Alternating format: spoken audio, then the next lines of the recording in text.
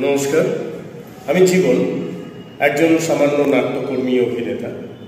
Theatre করতে করতে পথ চলতে চলতে যেটুকু বুঝতে পেরেছি যে কিছু নাট্যদল আছে যারা শুধুমাত্র প্রয়োজনীয়তার কথা ভেবে জনপ্রিয়তার কথা চিন্তা না করে নিরলসভাবে নাট্যচর্চা করে চলেছে।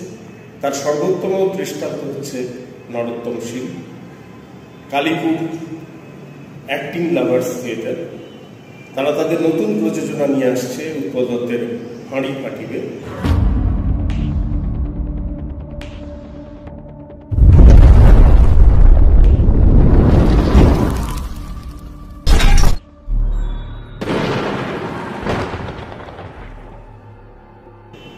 আমিও এই নাটকটি দেখবার জন্য উন্মুখ হয়ে আছি। আপনাদের সকলের কাছে অনুরোধ করছি, আসুন সবাই মিলে এই কালীপুর অ্যাক্টিং লাভার্স থিয়েটারের পাশে দাঁড়াই, তাদের এই নিরলস প্রচেষ্টাকে সার্থক করে তুলি।